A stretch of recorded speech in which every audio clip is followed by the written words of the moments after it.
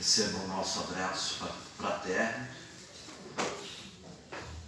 Agradecer a presença de todos nesta casa abençoada, a espiritualidade presente, os benfeitores, a vida imortal. Somos espíritos imortais, portanto, ninguém morre. O que existe foi, como nos falou numa publicação recente do nosso querido benfeitor Abelha, a morte é um passaporte para a verdadeira vida. O que nós precisamos é trabalhar esse sentimento de imortalidade com qualidade,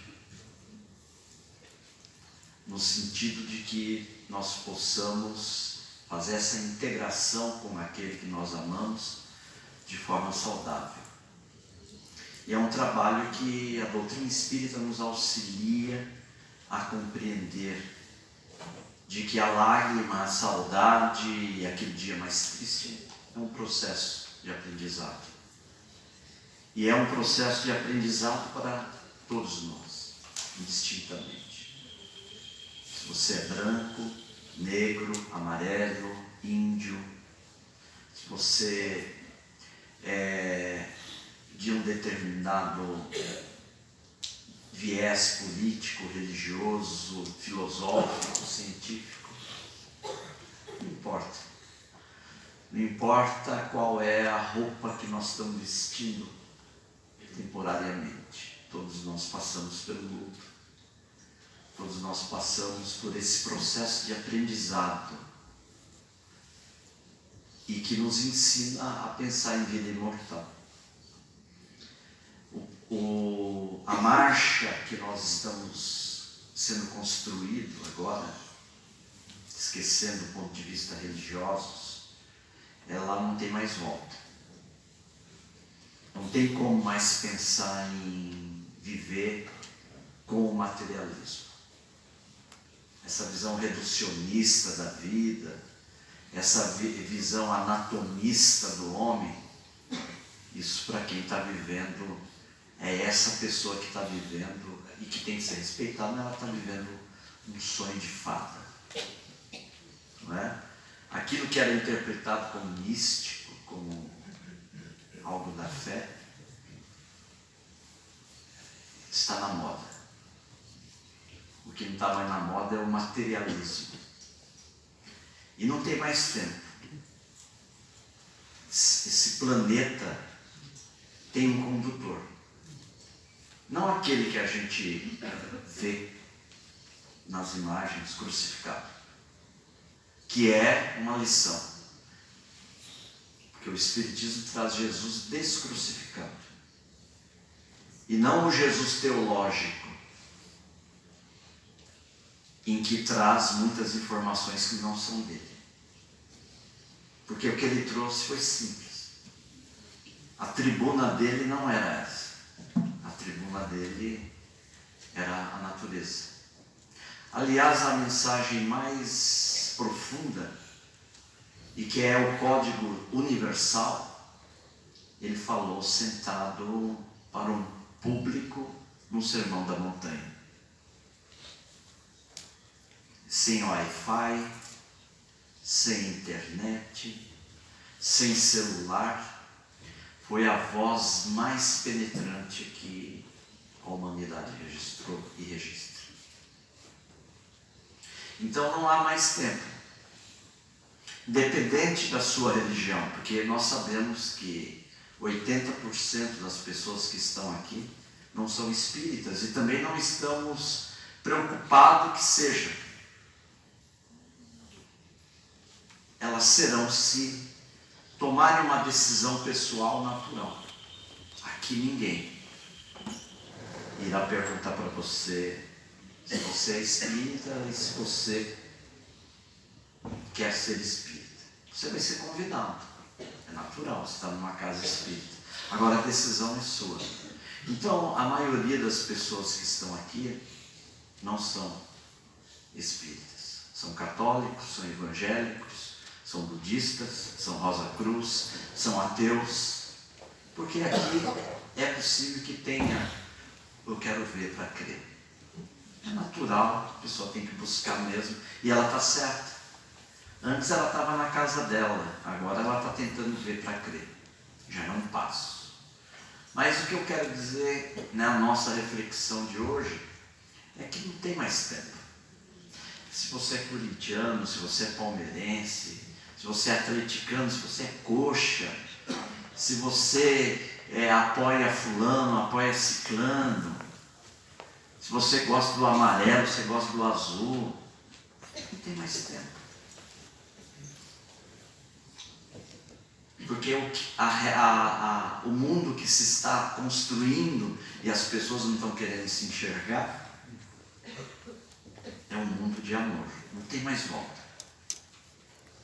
E por isso que ele disse no Sermão da Montanha: bem-aventurados os mansos e os pacíficos, porque eles herdarão a terra.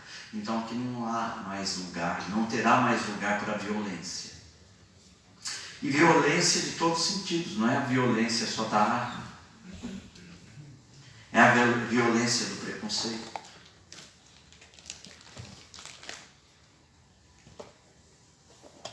Eu me lembro que o nosso querido Abelha, para a nossa reflexão, e é importante, esses temas têm que ser tocados, e se você tem um problema de preconceito, o problema é teu e você tem que resolver, porque não tem mais espaço para a lei do amor, para preconceito. Não tem mais espaço. Você tem que se resolver na tua consciência com Deus. E por isso que o nosso querido Abelha nos trouxe uma informação que é num desses estados do Brasil, em que duas crianças brincavam, foram crescendo, e uma delas apresentava uma sensibilidade maior, uma escolha e uma visão diferente, e a mãe dessa outra criança e os pais afastaram da convivência essa criança. Você não pode conviver com essa pessoa. Afastou. Isso porque a outra criança apresentava uma outra forma de viver, de ver a vida. E passaram-se os anos, cada um foi para o seu caminho, e a mãe dessa criança, que cresceu também preconceituosa, recebe a notícia do acidente do filho. Corre para o hospital, desesperada, recebe a informação que o filho estava no centro cirúrgico, passa a cirurgia, o filho vai para a UTI, evolui,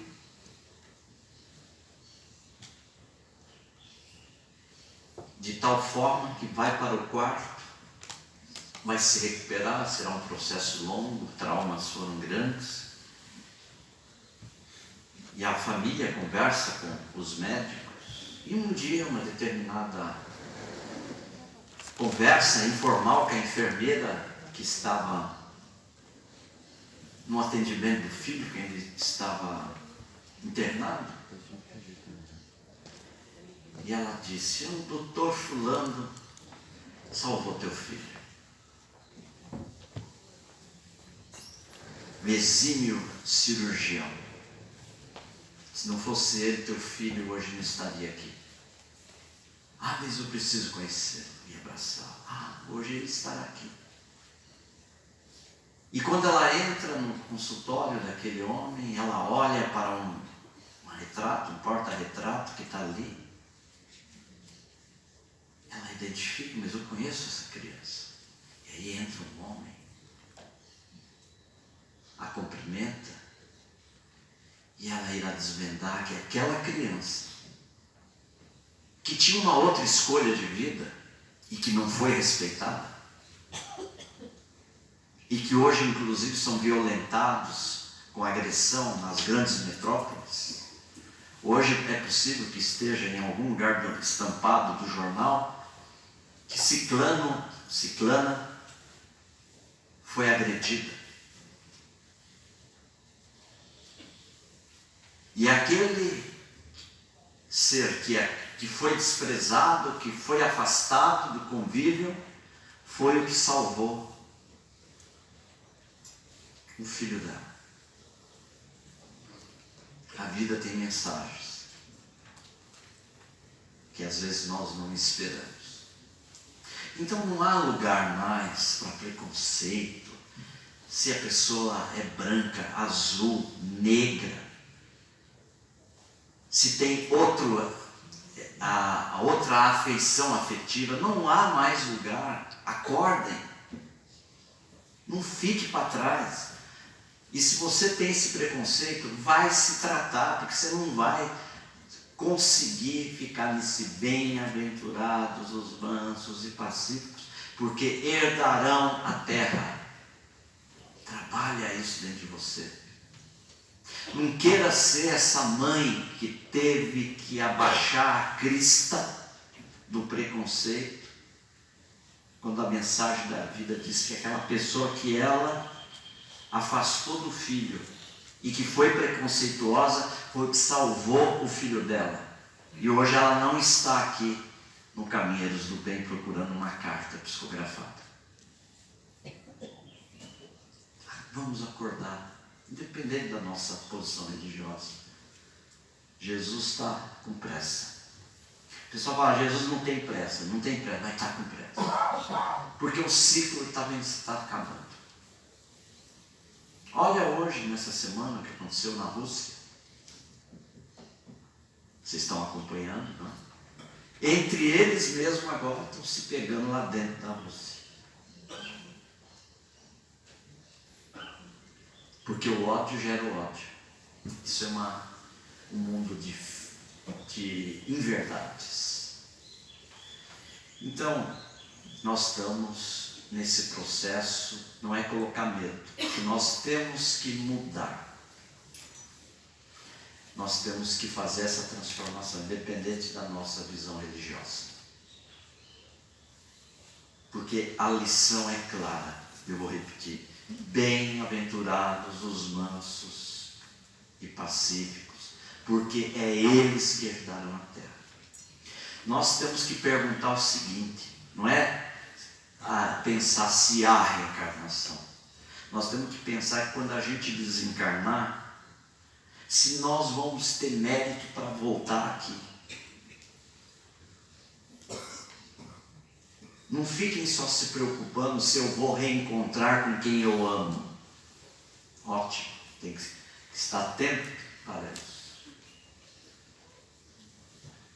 Mas eu tenho que me preocupar se eu vou conseguir retornar aqui neste planeta. Eu estou no bem-aventurados, mansos e pacíficos ou não? Se eu tiver, grandes chances. Agora, se eu não tiver, se eu acordo de manhã com uma metralhadora invisível, todo dia, atirando para todo lado, emocionalmente falando, tem que pensar se vai ter acesso a esse planeta. Porque nós estamos numa construção de mundo de prova e expiação, em fase de construção. Esse planeta é de prova e expiação, por isso que nós estamos aqui sofrendo, com dor, de todos os níveis, porque é um mundo dos espíritos esclareceram, é um mundo de provas e expiações. Agora nós vamos caminhar para o mundo de regeneração. E nesse mundo de regeneração, desculpa, o bem sobrepõe ao mal. Aqui, infelizmente, o mal ainda sobrepõe ao bem. Então nós estamos invertendo esse processo. Como que se inverte? Fazendo as migrações. O que é bom fica e reencarna. O que ainda não é bom não fica aqui. Vai para um outro planeta aprender a acender fósforo. Mas não está deserdado. Sabe por quê? Ele disse, nenhuma das minhas ovelhas se perderá. Aquela 99 e aquela que se perdeu. Não é a parábola? O pastor sai em busca daquela que se perdeu. Então ninguém se perde. Só que no processo de evolução, aquela alminha não vai conseguir mais estar aqui. Ela não vai ser desamparada, mas ela vai aprender a acender fósforo. Ela vai aprender a descobrir a borracha para fazer a roda. Estão entendendo? Ela vai ter que aprender com a luta a desenvolver o amor e tirar de si o ódio, o desamor. Que nós estamos precisando é amai-vos uns aos outros como eu os amei. E não fica esperando o vizinho fazer isso. Não fica perdendo tempo. Não vamos mais perder tempo se o vizinho ou o meu ente querido que está ao meu lado ainda não faz isso. Vamos fazer nós e esperar recompensa. Então, que nós tenhamos um dia de muita felicidade, muita paz, serenidade. É uma reunião longa e de muito aprendizado. Vocês estão na busca. É natural. Virá a sua carta, a sua mensagem?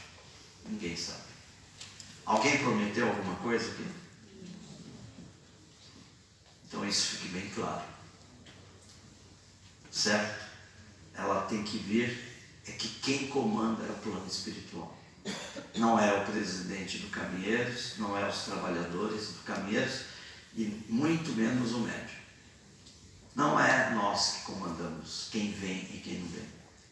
Então não exija para quem não tem competência e capacidade para decidir essa questão. Essa decisão é dos espíritos superiores. E eles sabem por que ou não, desta ou daquela. Ok?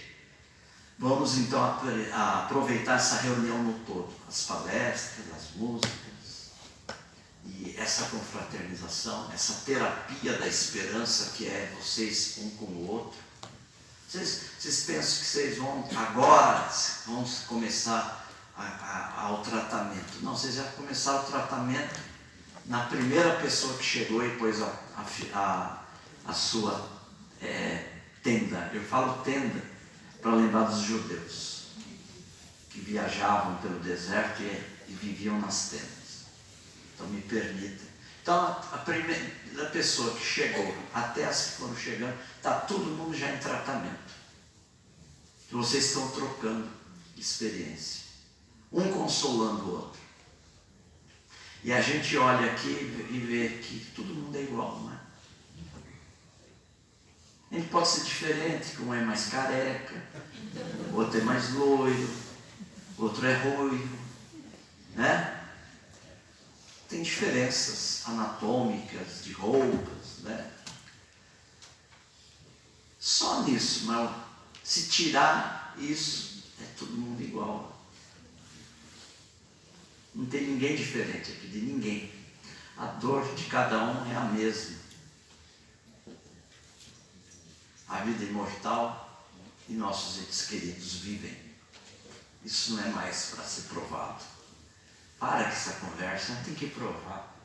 Para com essa conversinha mole. Se você está nessa ainda, acorda, meu querido. Acorda, você tá fora da moda. Você está ainda de quichute. Lembra? Quem lembra? Tem gente que nem sabe o que é isso. Quem usou quichute aqui? Olha, a turma do 60 para cima. 40. Conga, conguinha. Lanches Mirabel. Vocês viram que eu não levantei, não é a minha época. Gente, a gente quer dizer assim, vamos acordar. Não tem mais que provar, sabe? O fato de eu não ter uma carta não significa que não existe, sabe? Não é porque eu não tomo cataflã, que eu não preciso, que o cataflã não existe. Ele existe, não é? A gente sempre fala essa do cataflã. Então, independente se você recebeu a tua carta ou não, é só olhar. É É só olhar os dados que estão aí. Eu não falo nem de nós aqui, que como comentei recentemente, somos um orelhão. É só lembrar no 5G que a gente teve aqui no Brasil. Chico Amor Xavier, gente. Mais de 10 mil cartas psicografadas. 60 livros psicografados. No sentido de cartas. Queridos, eu convivi ali do lado. Aquilo era uma festa. Você não podia pensar perto do Chico. Ele pensava perto dele e já estava sabendo. Aquele filtro, aquele 5G, aquele Wi-Fi de última velocidade. Captava, dava nome, situação. Ali do lado dele começava. Quem é fulano? Quem é ciclano? Quem é ciclano? E hoje em dia o orelhão no máximo ele dá o primeiro nome. O Chico dava o nome inteiro, o apelido. Psicografava com a direita, psicografava, se o espírito era canhoto, psicografava com a esquerda, psicografou em língua morta, psicografou em inglês, em outra língua, psicografou em hebraico, psicografou em italiano. Eu vi ele psicografar numa reunião pública em italiano.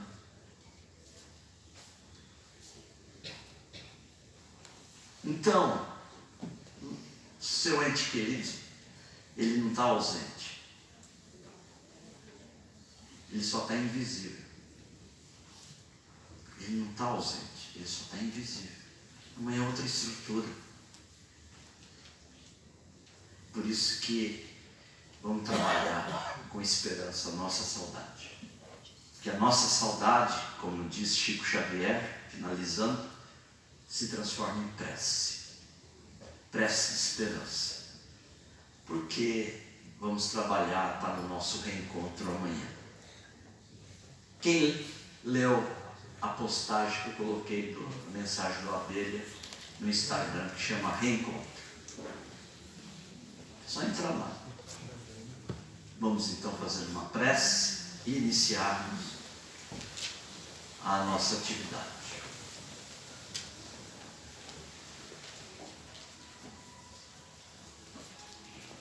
Mestre amado Jesus, Mestre da imortalidade,